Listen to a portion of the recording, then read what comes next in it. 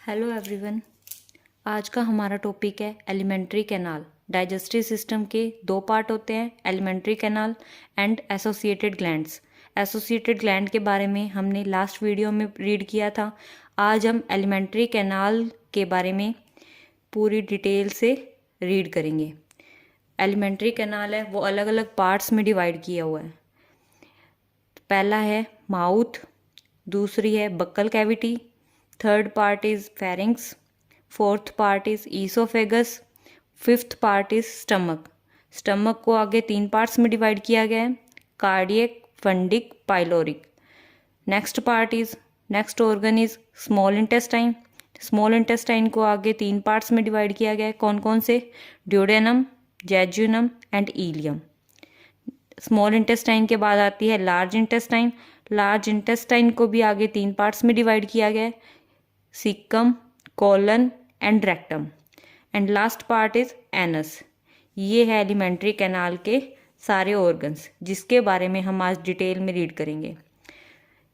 Mouth से start होता है और एनस पे ख़त्म होता है। एलिमेंट्री कैनाल के इन ऑर्गन्स को हम एक डायग्राम के थ्रू भी समझ सकते हैं। कैसे? ये डाइजेस्टिव सिस्टम में एलिमेंट्री कैनाल के ऑर्गन्स को इसके अंदर डिटेल में समझाया गया है। तो इसके ऑर्गन्स को अगर हम देखें तो ये जो पार्ट है इसका वो है mouth and mouth cavity. Mouth cavity, buccal cavity same बात होती है। तो ये फर्स्ट पार्ट हो गया इसका माउथ, और सेकंड हो गया माउथ कैविटी। फिर माउथ कैविटी के बाद जो नेक्स्ट पार्ट आता है वो फेरिंग्स आता है। ये है इसका फेरिंग्स पार्ट। फेरिंग्स के बाद आती है ईसोफेगस। ईसोफेगस और ईसोफेगस के साथ कौन सा पार्ट होता है? ट्रैकिया। फिर ये जो ईसोफेगस है वो आगे कहाँ खुलती है? स्टमक के अंदर। ये स्टमक पार्ट है इसका। देखिए ये इसका स्टमक पार्ट है। स्टमक है वो आगे स्मॉल इंटेस्टाइन के अंदर खुलती है।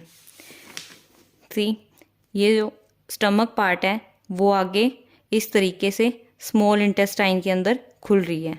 स्मॉल इंटेस्टाइन है वो आगे लार्ज इंटेस्टाइन में खुलेगी। ये इसका स्मॉल इंटेस्टाइन का पार्ट है और ये इसका लार्ज इंटेस्टाइन का पार्ट है। लार्ज इंटेस्टाइन है वो आगे एनस में खुलती है। ओके ये है एलिमेंट्री कैनाल के ऑर्गन्स। सबसे पहले हम करेंगे माउथ के बारे में। माउथ क्या होता है? Mouth cover by upper and lower lip. यानी कि माउथ का पोर्शन कौन सा होता है? जो लिप्स होते हैं, अपर और लोअर लिप, उस पार्ट को, उत्ते उत्ते पार्ट को माउथ कहा गया है। फिर माउथ है वो आगे खुलता है एक कैविटी के अंदर। वो उस कैविटी को बोला गया, या तो माउथ कैविटी भी बोल सकते हैं, या फिर इसको बक्कल कैविटी भी कह सकते हैं, या फिर इसे ओरल कैविटी भी कह सकते हैं, क्योंकि इसके थ्रू हम खाना खाते हैं। बक्कल कैविटी है वो आगे तीन पार्ट्स में डिवाइड है।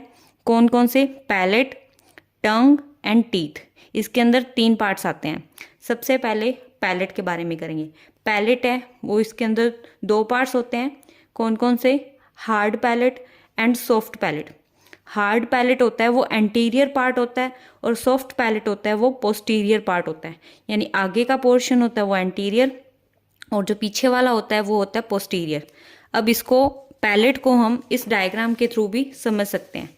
जैसे हम अपनी जीभ को अब ऊपर की तरफ लगाते हैं, तो जीभ का जो आगे की तरफ लगती है, जीभ जो आगे की तरफ लगती है, तो हम देखते हैं कि आगे का पोर्शन होता है जो हमारे माउथ का, वो हार्ड होता है।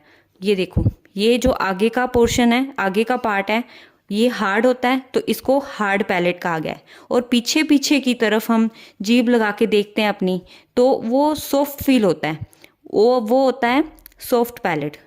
तो ये दोनों पार्ट किसके हैं? पैलेट के। Next part is tongue. Tongue is voluntary, muscular and glandular organ. Voluntary का मतलब क्या होता है कि अपनी विल पावर के अकॉर्डिंग हम टंग को कैसे भी मूव कर सकते हैं, राइट, लेफ्ट, फॉरवर्ड या बैकवर्ड। और मस्कुलर का मतलब होता है कि मसल से बनी हुई होती है। एंड ग्लैंडुलर मीन्स इसके अंदर ग्लैंड्स प्रेजेंट होती है, जिससे कि सलाइवा का सिक्रीशन होता है। अब हमने जैसे पहले पढ़ा था कि सलाइवरी ग्लैंड है उसमें तीन पार्ट थे, जो थर्ड पार्ट था सबलिंगुअल। लिंगुअल का मतलब होता है टंग। तो हमने पढ़ा था कि सब लिंगुअल ग्लैंड होती है वो टंग के नीचे प्रेजेंट होती है जिससे सलाइवा का सिक्रीशन होता है। तो इसके साथ साथ टंग के अंदर और ग्लैंड्स भी प्रेजेंट होती हैं जो कि सलाइवा का सिक्रीशन करती हैं। Taste buds are present on tongue. Tongue के ऊपर टेस्ट बड भी प्रेजेंट होते हैं। टेस्ट बड्स के थ्रू क्या कर सकते हैं, हम किसी भी चीज़ को खाते हैं तो उसका टेस्ट हमें किसके थ्रू पता लगता है, इन बड्स के थ्रू पता लगता है कि कोई भी चीज़ मीठी है, खट्टी है या कड़वी है, तो उसका हम टेस्ट बड के थ्रू पता लगा सकते हैं।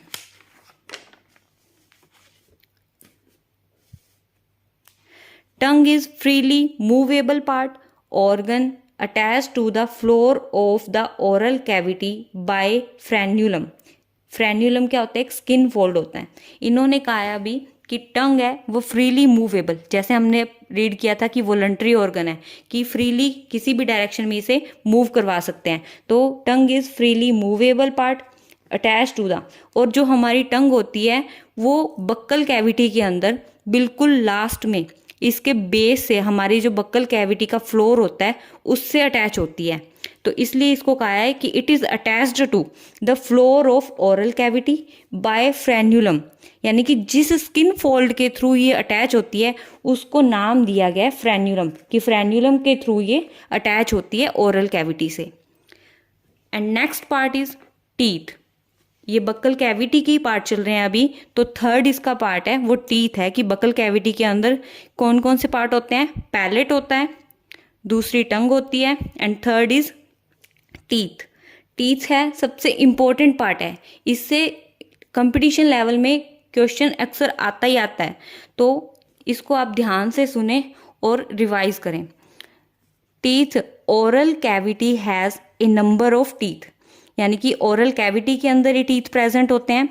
Each tooth is embedded in a socket of jaw bone, यानी कि जो हमारे टीथ होते हैं वो एक सॉकेट के अंदर, एक कैविटी के अंदर अटैच होते हैं, जिसे हम क्या कहते हैं, जॉ बोन कहते हैं।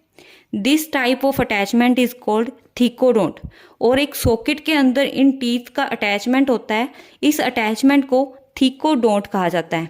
इसको एक नंबर का क्वेश्चन पूछ सकते हैं कि व्हाट इज थीकोडोंट, तो इसकी जो डेफिनेशन बनेगी वो ये बनेगी कि teeths are embedded in a socket जो, so this type of attachment is called thecodont. During human life they consist two set of teeth. Human life है उसके थ्रू आउट दो टाइप के टीथ्स हैं वो आते हैं। कौन कौन से, temporary milk teeth, second is permanent teeth. Temporary milk teeth को डेसिडुअस टीथ भी कहते हैं, और ये कितने होते हैं काउंट्स में, 20, और परमानेंट टीथ होते हैं वो 32 होते हैं। देखो जब हम छोटे होते हैं तो जो दांत आते हैं उनको बोलते हैं टेम्पररी टीथ, यानी कि मिल्क टीथ, दूध के दांत, और ये टूटने के बाद जो दूसरे दांत आते हैं, हमारे दूसरे टीथ आते हैं, उनको बोलते हैं permanent teeths. This type of dentition is called diphyodont. देखो डाइफायोडोंट क्यों कहा है इन्हें, क्योंकि दो बार अलग अलग तरीके से, एक कर रहे हैं टेम्पररी मिल्क टीथ आ रहे हैं और परमानेंट टीथ आ रहे हैं, तो दो बार आते हैं, इसीलिए इसको डाइफायोडोंट कहते हैं। इस पैटर्न को डाइफायोडोंट कहा गया है।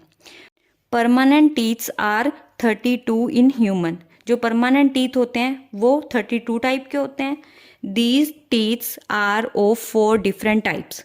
ये जो टीथ होते हैं ये 4 टाइप्स के होते हैं। इन 4 टाइप्स के कौन कौन से, incisor, canine, premolar and molars. ये जो टीथ हैं वो अलग अलग टाइप के होते हैं, इसलिए इन्हें हेट्रोडोंट डेंटिशन भी कहा जाता है। Arrangement of teeth in each half of upper जा एंड लोअर जा इन ऑर्डर। इन्होंने कहा है कि जो ये टीथ हैं इनका एक ऑर्डर है, कि एक सीक्वेंस के अंदर इनको लगाया गया है, कि हमारे मुंह में जो टीथ हैं वो एक ऑर्डर के अंदर होते हैं। कौन कौन से, जैसे कि इंसीजर, सबसे पहले इंसीजर आता है, फिर कैनाइन आता है, फिर प्री मोलर्स आते हैं एंड मोलर्स आते हैं। अब इसमें एक चीज़ है जो आप देखो, arrangement of teeth in each half of upper जा एंड लोअर जा इन ऑर्डर। अब इसका क्या मतलब है कि in each half of upper जा एंड लोअर जा। तो हाफ का मतलब क्या है कि जैसे हमारे माउथ में 32 टीथ्स होते हैं, तो 32 दांत हैं, तो 32 में से जैसे 16 दांत इस साइड और 16 दांत इस साइड, इसको दो पोर्शन में डिवाइड कर दिया, दो पार्ट बना लिए इसके। तो इस साइड और इस साइड का जो सीक्वेंस है होता सेम है, लेकिन इसको दो पार्ट्स में डिवाइड करके फिर इसका एक फॉर्मूला तैयार किया गया है। तो कैसे है कि जैसे ये इसको दो पार्ट में डिवाइड कर दिया, तो सबसे पहले कौन से जो टीथ आएंगे, इंसीजर टीथ आते हैं, उसके बाद कैनाइन्स आते हैं, फिर आते हैं बाइकस्पिड यानी प्री मोलर टीथ। बाइकस्पिड इसको क्यों कहा गया है, क्योंकि एक दो कस्प लाइक स्ट्रक्चर इसके अंदर होती है, तो इन प्री मोलर टीथ्स को बाइकस्पिड टीथ भी कहा जाता है। फिर बाइकस्पिड के बाद आते हैं molar teeth. Teeth are represented by the formula. ये जो टीथ होते हैं इनको एक फॉर्मूले के थ्रू रिप्रेजेंट किया गया है। उसका फॉर्मूला क्या होता है, 2 1 2 3। अभी आपको जैसे बताया था कि जो टीथ होते हैं वो एक सीक्वेंस में होते हैं। कौन कौन से सीक्वेंस क्या है इसका, incisor, canine, premolar and molars. तो अब जो इसका जो फॉर्मूला दिया गया है, अब देखो जैसे कि 2 1 2 3, 2 आगे के, जो आगे का इसका सबसे पहले जो टीथ होते हैं वो कौन से होते हैं, इंसीजर होते हैं, और कितने हैं, 2 हैं। तो अब ये डायग्राम देखो, इसके अंदर इंसीजर कितने दिए हुए हैं, 1 और 2। ये दोनों दांत हैं वो कौन से हैं, इंसीजर हैं। Okay, 1 2 these are incisor. इसके बाद आते हैं कैनाइन। कैनाइन है वो एक ही होता है सिर्फ। अब ये इसका फॉर्मूला देखो, जैसे 2 के बाद कितने हैं, 1, तो ये 1 क्या है, कैनाइन। अब नेक्स्ट होते हैं, नेक्स्ट फॉर्मूले में क्या दिया है, 2 1 2। अब 2 आगे प्री मोलर होते हैं। अब ये 1 और एक ये 2, ये 1 और ये 1 2, ये दोनों क्या होते हैं, बाइकस्पिड प्री मोलर टीथ होते हैं। इसके बाद आते हैं मोलर्स। मोलर्स होते हैं 3, 1 2 3, ये 3 दांत होते हैं वो मोलर होते हैं। अब इसी टाइप में ये तो हाफ जो हो गया ऊपर का, इसी तरीके से ये हाफ इधर साइड का जो जा होता है उसमें भी सेम ऐसे ही दांत होते हैं। ये दोनों हो जाएंगे इंसीजर। ओके, फिर इसके बाद ये एक हो जाएगा कैनाइन, और ये दोनों हो जाएंगे बाइकस्पिड। फिर उसके बाद 3 आ जाएंगे मोलर्स। ओके, समझ में आ गया। इसी तरीके से नीचे भी सेम ही पैटर्न होता है कि पहले इंसीजर आते हैं, फिर कैनाइन आता है, फिर बाइकस्पिड आते हैं, और फिर मोलर आते हैं। ओके, पहले कौन कौन सा, incisor, canine, bicuspid and molar teeths. तो अब आप इसको काउंट करके देखिए अगर, तो अब देखो 2 इंसीजर हो गए, 2 3 4 5 6 7 8, ठीक है, 8 दांत हो गए ये, और 8 ही इधर होंगे, तो 8 और 8 16। इसी तरीके से नीचे होगा 8 इधर और 8 इधर, तो 8 और 8 16, तो 16 और 16 32 दांत। इस तरीके से हमारे परमानेंट टीथ्स 32 होते हैं। और इस पे एक क्वेश्चन, इसके फॉर्मूले पे ही कई बार क्वेश्चन पूछा हुआ है कंपटीशन एग्जाम में, या फिर MCQs में, या फिर अगर बोले फिलिंग द ब्लैंक्स आते हैं आजकल जो, उसमें इसके जो कितने टीथ्स हैं, या फिर इसका फॉर्मूला पूछ लेते हैं कि इसका फॉर्मूला क्या होता है 1 नंबर का, या फिर इसके जो सीक्वेंस होता है कि वो क्या होगा, तो वो भी पूछ लेते हैं। Next is hard chewing surface of teeth made up of enamel help in mastication of food. अब इन्होंने इनेमल के बारे में बताया है कि इनेमल क्या होता है। इनेमल होता है जो हमारे टीथ्स हैं, ये टीथ्स के ऊपर एक कवरिंग होती है जो कि सबसे हार्ड होती है, जिस वजह से हमारे दांत हैं वो टूटते नहीं हैं, यानी कि जल्दी से खराब नहीं होते। तो वो कवरिंग किस चीज की होती है, इनेमल की होती है।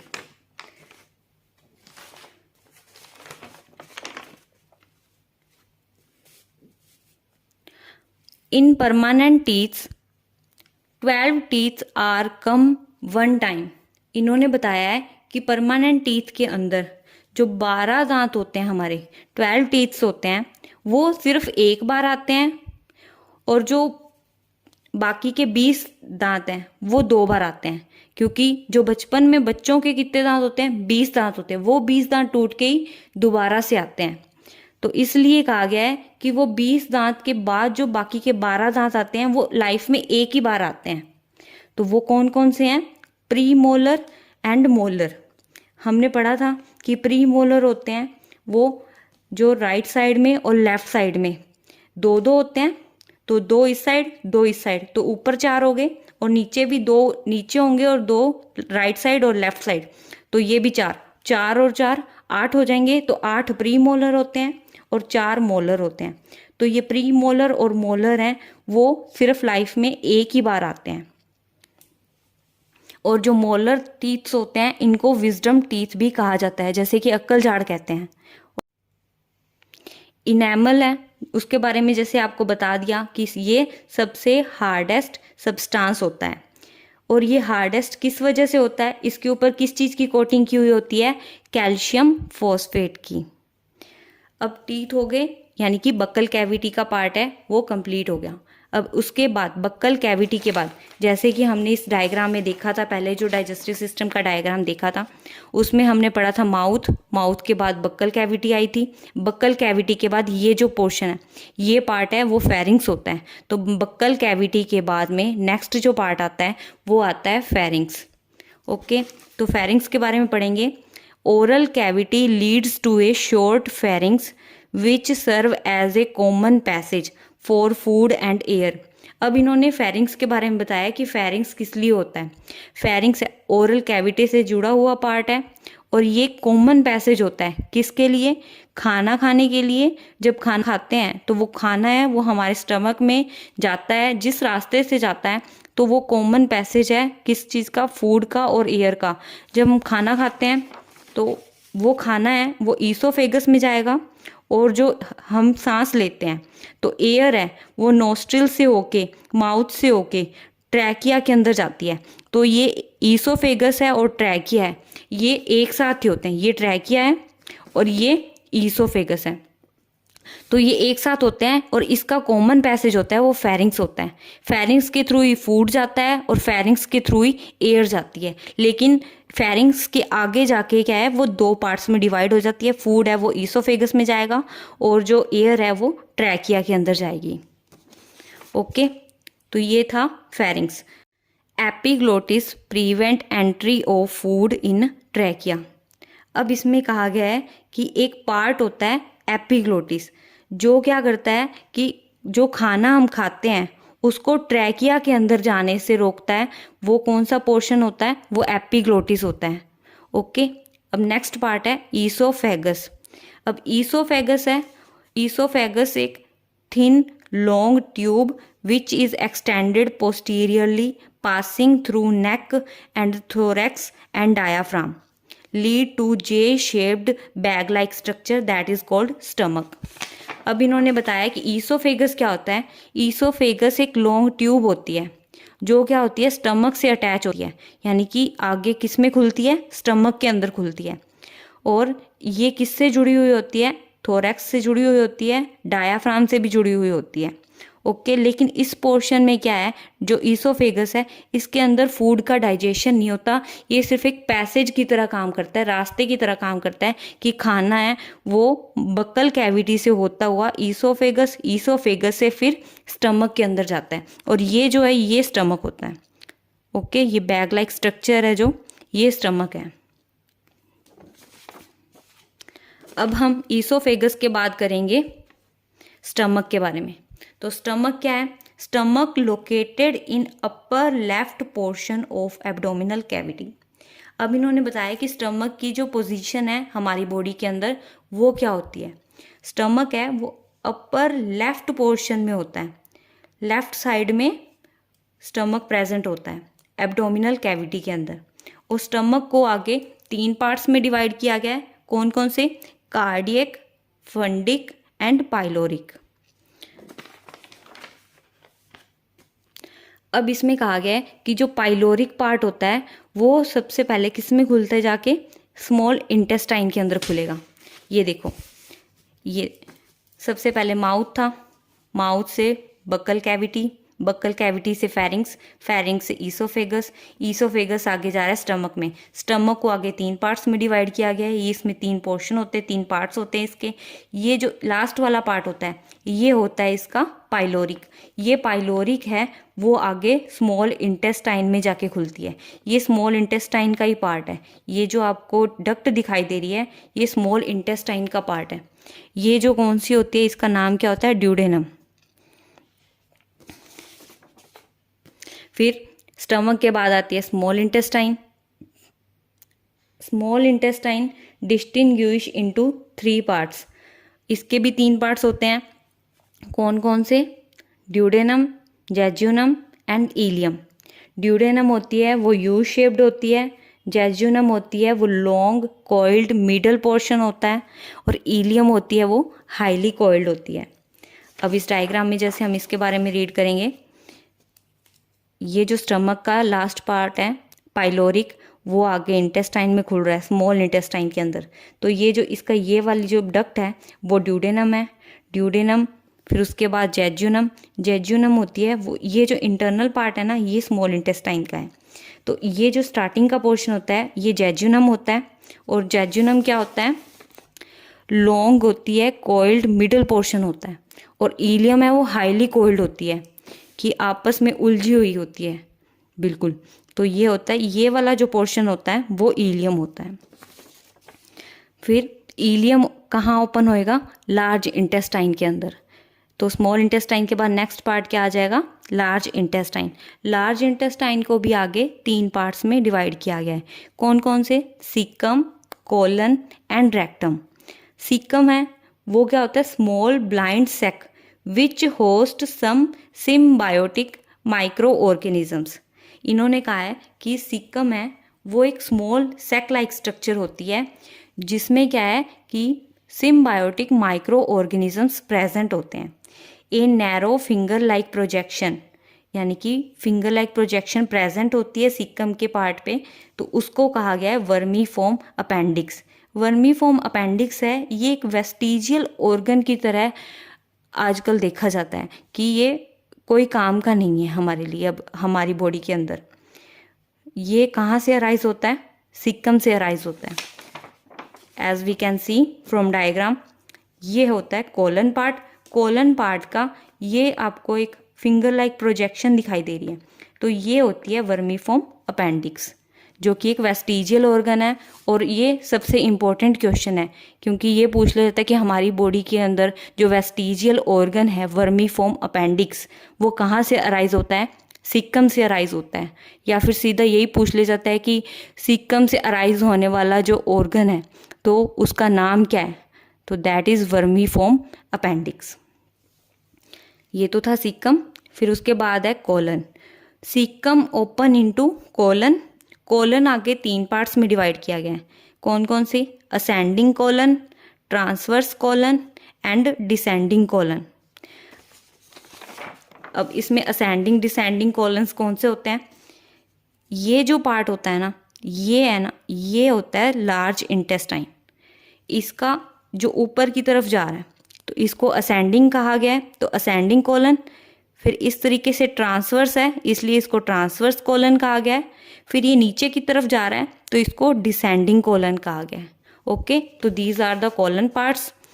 फिर उसके बाद कोलन है वो आगे रेक्टम के अंदर खुलता है, descending colon open into rectum. फिर उसके बाद रेक्टम है वो कहाँ खुलता है, एनस के अंदर। So guys this is the whole portion of alimentary canal. उसकी स्ट्रक्चर के बारे में कि इसकी स्ट्रक्चर कैसी होती है उसको हमने आज डिटेल में पढ़ा। अब इसमें एक छोटी सी चीज़ है कि जो एलिमेंट्री कैनाल होती है उसकी वॉल कैसी बनी हुई होती है। तो histology of gut, wall of alimentary canal from oesophagus to rectum, यानी कि कहाँ से कहाँ तक, ईसोफेगस से रेक्टम तक 4 लेयर्स में डिवाइड होती है। कौन कौन सी, सिरोसा, मस्क्यूलरिस, सब म्यूकोसा एंड म्यूकोसा। और इसकी आगे डिटेल में हम नेक्स्ट पार्ट में पढ़ेंगे। Thank you everyone.